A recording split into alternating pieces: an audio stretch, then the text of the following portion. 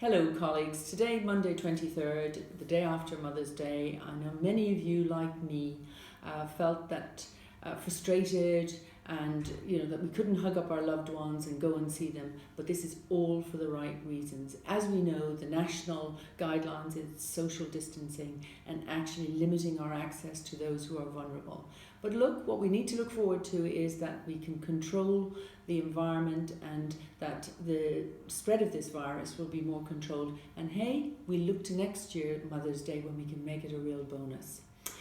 In terms of precautions and making sure that we provide the most optimal, safe environments for you in the working environment, at our AOCs, at our training centres and at our stations, we'll be enhancing our infection control.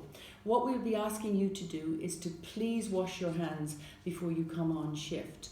Your temperature will be taken, and also some conversation just around, if you've been exposed or if there's anything that we need to be aware of. What we want to do is ensure your safety, the safety of those around you, and also obviously of our patients. So I'm sure that you will comply with that. It's in all our interest to do that. We are looking to source sinks, mobile sinks, which we will try and put at the front doors. However, in the absence of those, we've also got access to soap and water. That's really important. You'll have heard on the news that there's been some anxiety around PPE, and that's a key piece of kit for all of you. And I just want to assure you, we received an order on Friday evening.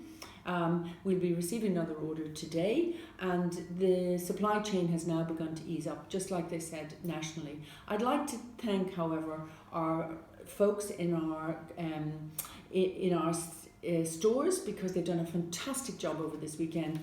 Thank you, and really grateful. But we do not have a shortage, and we'll continue to receive supplies. You will also have heard nationally that there's a letter going out to 1.5 million people who have chronic conditions. Dr. Tom will be writing out about that, and these folks will be asked to go into isolation for 12 weeks, but there's a lot of detail around those, who they are and what the conditions are.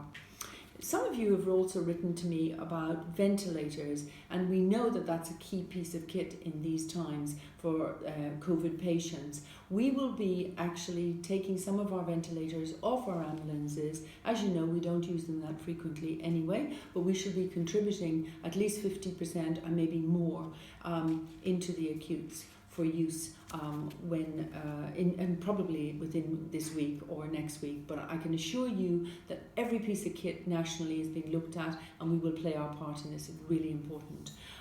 In terms of updates and all of the things that you need to know, please go to Need to Know on a daily basis, because it will give you everything that we know. Things are moving so rapidly. There'll be a lot coming out this week around our workforce, and towards the end of the week I will also talk to you about our initiatives and how we're going to enhance our position and to make sure that all of those wonderful people who are trying to help us are actually going to be used. So I'll update on that later in the week.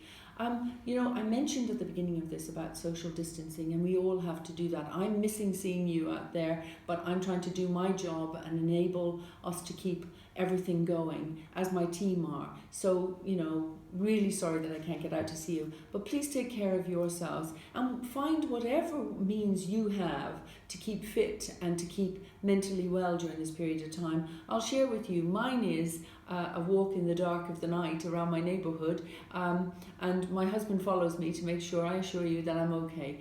But I want to wish you well, and I will speak to you later on in the week, but you'll be getting updates every day. Keep safe.